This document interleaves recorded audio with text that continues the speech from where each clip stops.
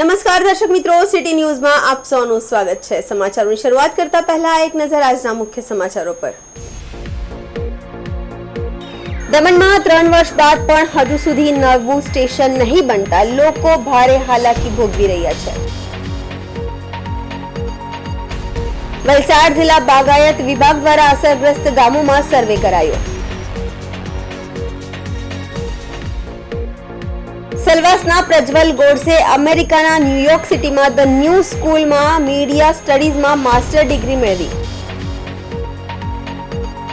માટીના અવૈધ ખનન બાબતે ગ્રામજનો દ્વારા કલેક્ટરશ્રીને રજૂઆત કરાઈ। હવે સમાચાર વિગતવાર જોઈએ। સંઘ પ્રદેશ દમણ પ્રવાસીઓ માટે હરવા ફરવાનું પસંદગીનું સ્થળ છે। પ્રદેશ પ્રશાસન દ્વારા દમણ બીચ અને અન્ય સુવિધાઓનો ચોમેર વિકાસ કરવામાં આવ્યો છે, પરંતુ આપણે જાણીને નવાઈ લાગશે કે આ પ્રદેશમાં છેલ્લા 3 વર્ષથી બસ સ્ટેશન જ નથી।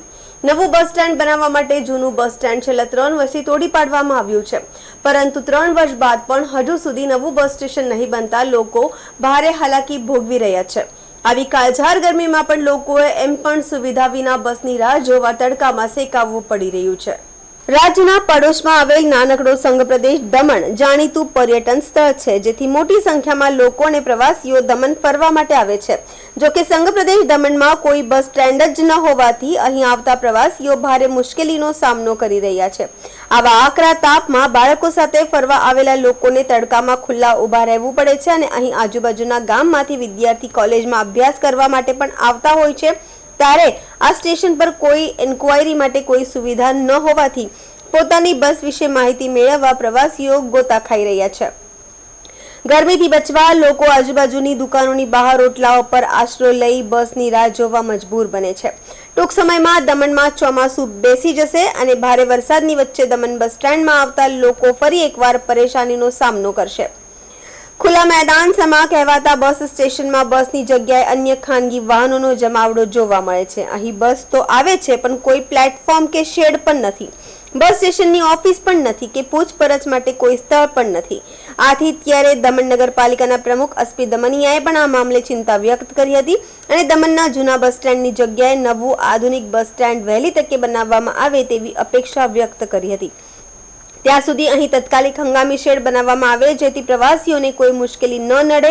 સંઘ પ્રદેશ દેશભરમાં પર્યટન માટે જાણીતું સ્થળ છે। દેશભરમાંથી પર્યટકો દમણના મહેમાન બને છે, પરંતુ પ્રદેશના મહેમાન બનતા પર્યટકો અને પ્રવાસીઓને હજુ સુધી સુવિધાસર બસ સ્ટેશન પણ ઉપલબ્ધ નથી। ત્યારે બહારથી દમણમાં પ્રવેશતા પ્રવાસીઓને કોઈ જગ્યાએ દમણ બસ સ્ટેશન નહીં મળતા અનેક પરેશાનીઓનો સામનો કરવો પડી રહ્યો છે। ત્યારે આ પ્રદેશમાં તેની ઓળખ સમૂહ એક બસ સ્ટેશન હોવું જરૂરી છે। હવે બસ સ્ટેન્ડ ની મળે તો ગરમીની બેસવાનું સારું હતું, પાણીનું બાથરૂમનું બધું જ મને વ્યસ્ત હોય તો સારું, એમ એવું કરે તો સારું। એમ તડકામાં કેટલા હેરાન તો થાય જ ને, પણ હવે શું કરીએ।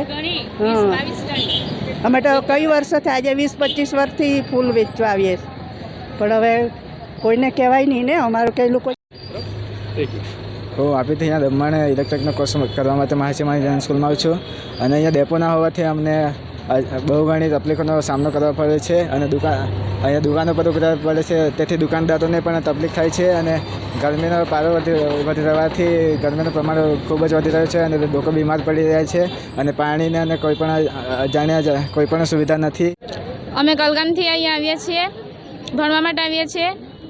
બસ ડેપો તોડી દેવામાં આવ્યો, બસ ડેપો 3 વર્ષથી તોડી દેવામાં આવ્યો છે। બસ ડેપો સારો કર્યો નથી હજુ સુધી અને ઉનાળાના દિવસોમાં અહીંયા ખૂબ તડકો લાગે છે, બેસવાની જગ્યા પણ નથી, પાણીની વ્યવસ્થા પણ નથી। એના લીધે પેસેન્જરોને બહુ તકલીફ થાય છે, તો આ બસ ડેપો સારું કરી દેવામાં આવે। ઘણી તકલીફ પડે, વળી એવું કે ગરમી લાગે, પછી કોઈના દુકાને બેસવાની જગ્યા નહીં મળે, બાથરૂમ નહીં મળે, પાણીની સગવડ નહીં મળે, બધી જ સુવિધા નહીં મળે। હા, બનાવે તો સારું, એમ કોઈ બીમાર માણસ બી બેસવાના હોય તો કોઈના દુકાને બેસવા नहीं लेता। हाँ सर, मेरा नाम धर्मेंद्र कुमार है, वो वापी से आए हैं फैमिली के साथ। एक मोबाइल टॉयलेट જે તમે કહ્યું સજેશન આપ્યું એમ મોબાઈલ ટોયલેટના મૂકી દઈએ, કારણ કે પ્રવાસી આવે તો ટોયલેટની બહુ પ્રોબ્લેમ થાય છે।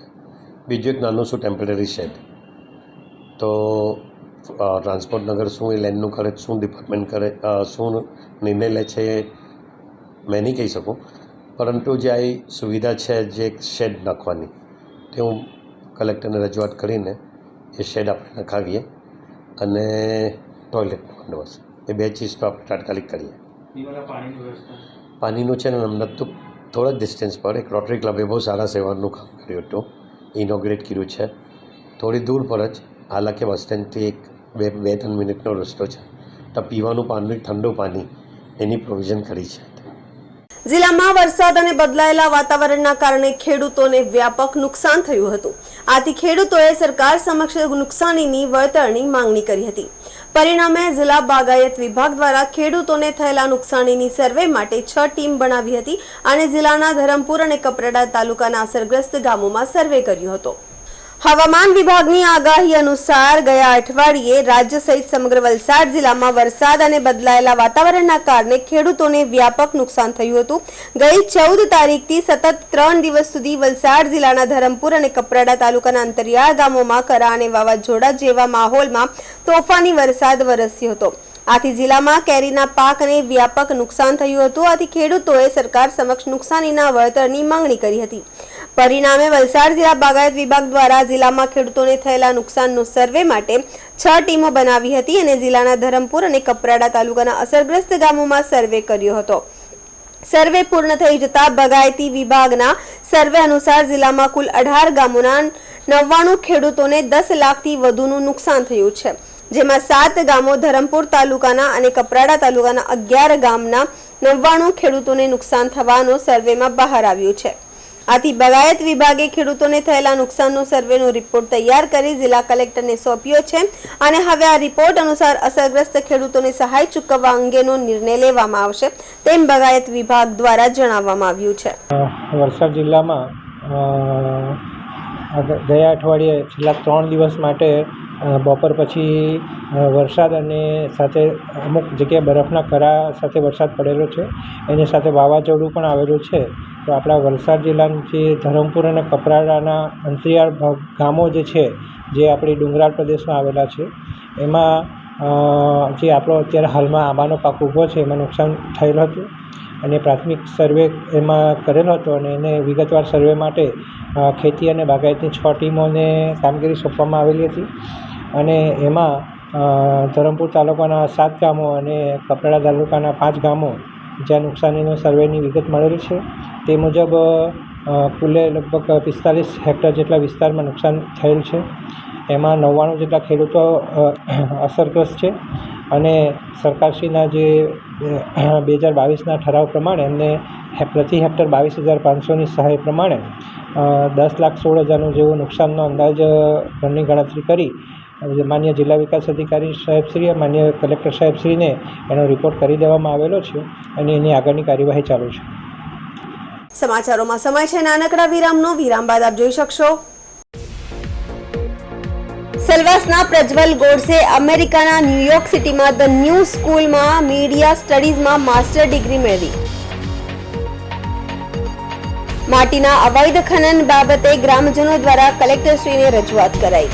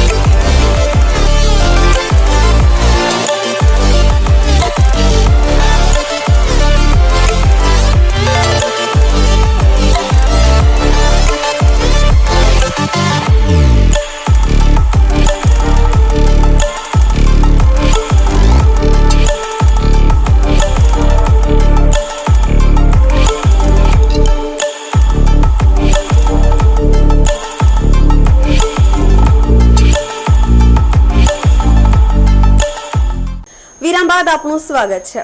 દાદરા અને નગર હવેલીના સેલવાસમાં જન્મી અને ઉછરેલા ફક્ત 26 વર્ષનો પ્રજ્વલ ગોડસે એક ફોટોગ્રાફર અને ફિલ્મ નિર્માતા છે, જે કુદરતી લેન્ડસ્કેપ અને સ્વદેશી સંસ્કૃતિઓના દસ્તાવેજીકરણ પર ગજબનો રસ ધરાવે છે। તેના દાદા અને પિતા બંને ફોટોગ્રાફરના પગલે ચાલીને પ્રજ્વલે તેની સર્જનાત્મક યાત્રા વહેલી શરૂ કરી છે। દાદા અને પિતા બંને ફોટોગ્રાફરોના પગલે ચાલીને પ્રજ્વલે તેની સર્જનાત્મક યાત્રા વહેલી શરૂ કરી હતી। હાલમાં તેને અમેરિકાના ન્યૂયોર્ક સિટીમાં ધ ન્યૂ સ્કૂલમાં મીડિયા સ્ટડીઝમાં માસ્ટર ડિગ્રી મેળવી છે। લેન્ડસ્કેપ ફોટોગ્રાફીમાં તેની રુચિ તેના પિતાની સાથે સિલ્વાન જંગલમાં ફોટો પ્રોજેક્ટ્સમાં જોવા મળી હતી। વિવિધ લેન્ડસ્કેપની શોધખોળ અને મુસાફરીની હિમાયત કરવાનો પ્રજ્વલનો જુસ્સો અને તેના કામમાં વિવિધતાના પગલે તેને 2023માં તેની દાદરા નગર હવેલીની આદિવાસી જીવનશૈલી, સભ્યતા અને સંસ્કૃતિ પર બનાવેલ ડોક્યુમેન્ટરી ફિલ્મ મોલી માટે 55% જેટલી સ્કોલરશિપ તેમજ ન્યૂયોર્ક સિટી ખાતે ફાઇન કટ્સ ફિલ્મ ફેસ્ટિવલમાં બેસ્ટ ફિલ્મનો એવોર્ડ જ્યુરી પણ જીત્યો હતો। તેને તેના પ્રોજેક્ટ ધ સંસ્કૃતિક ગેલેરી માટે ઇન્ડો ચીન સ્ટાર સ્ટુડન્ટ રિસર્ચ ગ્રાન્ટ પણ મળી છે। એટલું જ નહીં, હાલમાં તેને ન્યૂયોર્ક સિટીની ધ ન્યૂ સ્કૂલ તરફથી media studies student service award પણ જીતી ચૂક્યો છે। આમ પ્રજ્વલે પોતાના 2 વર્ષના માસ્ટર ડિગ્રી અભ્યાસ સાથે પોતાની અદમ્ય પ્રતિભા શક્તિ થકી આ પ્રદેશનું ગૌરવ વિશ્વ ફલક પર વધાર્યું છે। વલસાડ ડુંગરી હાઈવે પર 50 મીટર સ્લીપ થયા બાદ કાર સળગી ઉઠી, કારમાં સવાર લોકોનો થયો બચાવ। ડુંગરી હાઈવે ઉપર સુરત તરફ જતી એક ઇકો કાર ડુંગરીના એમ્પાયર હોટલ સામે પસાર થતી વખતે અચાનક કાર પલટી ગઈ। અંદાજિત 50 મીટર સુધી વધુ હાઈવે ઉપર સ્લીપ મારી ગઈ હતી। ઘટનાની જાણ સ્થાનિક લોકોને થતા તત્કાલિક કારમાં સવાર લોકોને બહાર કાઢવામાં આવ્યું હતું, જે બાદ કાર અચાનક સળગી ઉઠી હતી। કાર સળગવા લાગતા તત્કાલિક સ્થાનિક લોકો અને રાહદારીઓએ ડુંગરી પોલીસ અને વલસાડ નગરપાલિકાની ફાયર ફાઈટરની ટીમને ઘટનાની જાણ કરી હતી। વલસાડ ફાયર ફાઈટરની ટીમ અને ડુંગરી પોલીસની ટીમે તત્કાલિક ઘટનાસ્થળે પહોંચી કામગીરી હાથ ધરી હતી। ઘટનાને લઈને સ્થાનિક લોકોએ સુરક્ષાના ભાગરૂપે સુરત તરફ જતા હાઈવે બંધ કરી ટ્રાફિકને સર્વિસ રોડ ઉપર ડાયવર્ટ કર્યો હતો। આગની ઘટનામાં ઘણું નુકસાન થયું છે। કારમાં સવાર તમામનો ચમત્કારિક બચાવ થતા લોકોએ રાહતનો શ્વાસ લીધો હતો। ઘટના બાદ કાર ચાલક અને કારમાં સવાર લોકો ક્યાં જતા રહેતા ડુંગરી પોલીસે તેની શોધખોળ હાથ ધરી છે। સ્થાનિક લોકોના જણાવ્યા અનુસાર વાપીથી પેસેન્જર ભરી દોડતી ઇકો કાર હોવાનું અનુમાન સ્થાનિક લોકો અને રાહદારીઓએ લગાવ્યું હતું। ઘટના અંગે કાર ચાલક મળ્યા બાદ આગળની કાર્યવાહી હાથ ધરવામાં આવશે તેમ ડુંગરી પોલીસે જણાવ્યું હતું।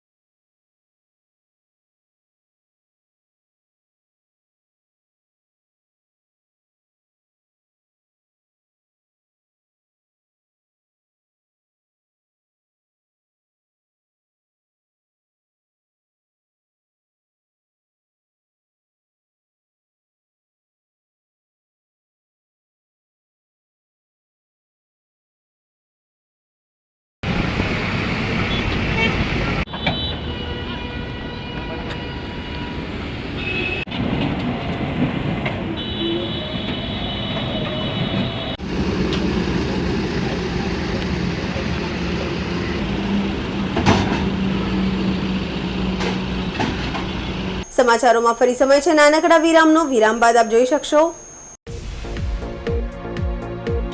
માટીના અવૈધ ખનન બાબતે ગ્રામજનો દ્વારા કલેક્ટરશ્રીને રજૂઆત કરાઈ।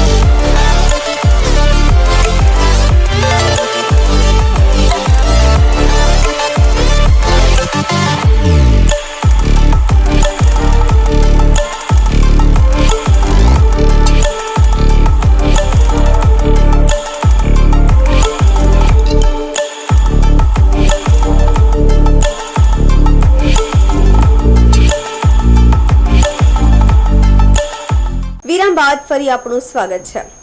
બાલદેવી પ્રધાનમંત્રી આવાસ યોજનાની સામે સ્મશાનવાળા ડુંગરમાં થઈ રહેલ માટીના અવૈધ ખનન બાબતે ગ્રામજનો દ્વારા કલેક્ટરશ્રીને રજૂઆત કરાઈ।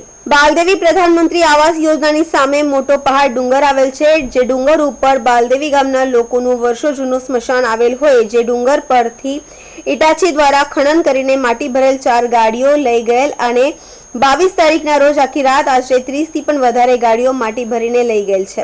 જે ગાડીઓ માટે લઈ ગયેલ છે તેની ગાડી નંબર GJ10TX8990, GJ10TX8997, GJ10TX8996 અને GJ15CB6312 જેમાં ખનન માટે ઉપયોગ થયેલ ઇટાચીનો નંબર મળેલ નથી।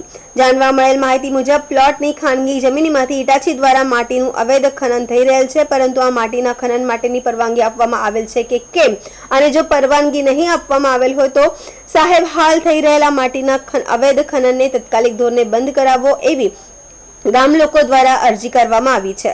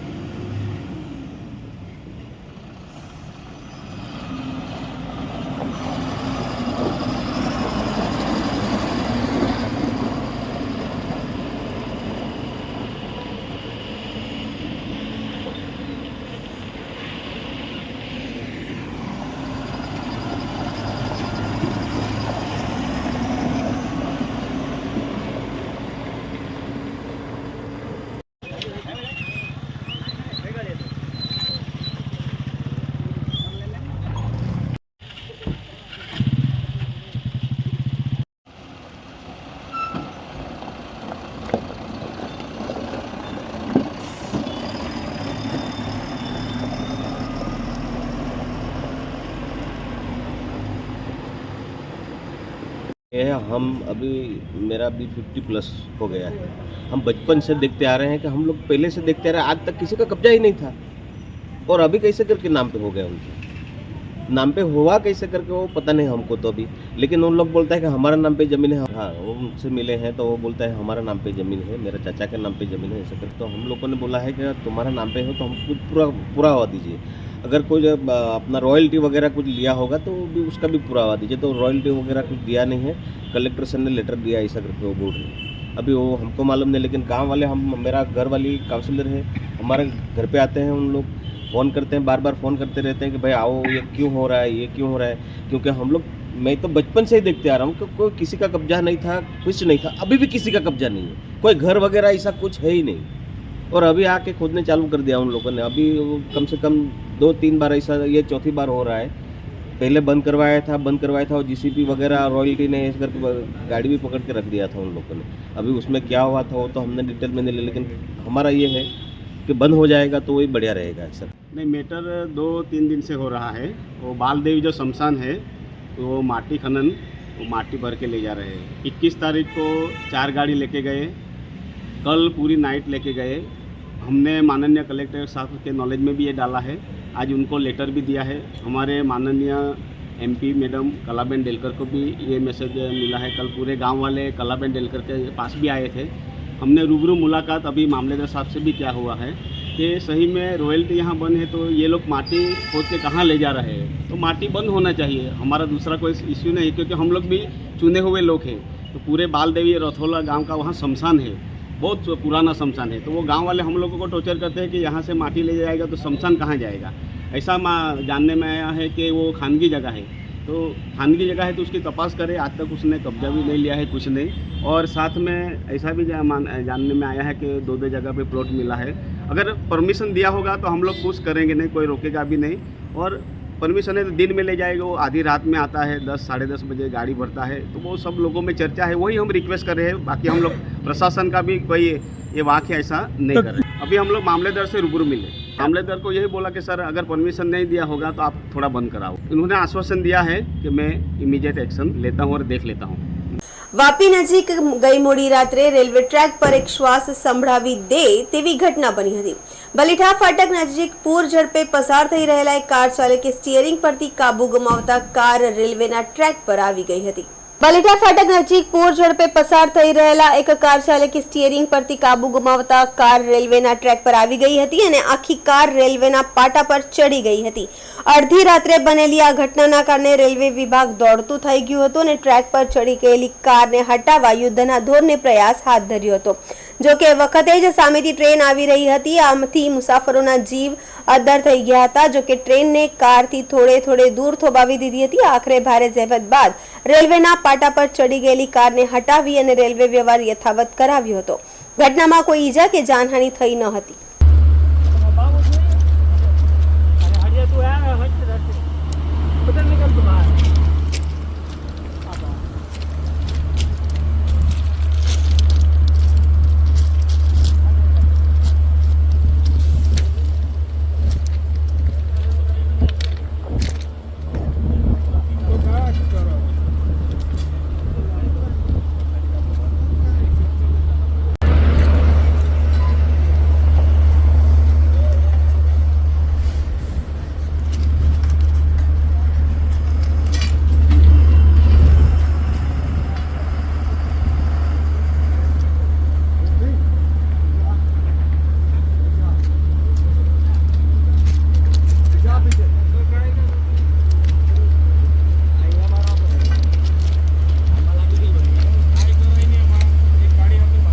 સમાચાર પૂરા કરતા પહેલા એક નજર આજના મુખ્ય સમાચારો પર.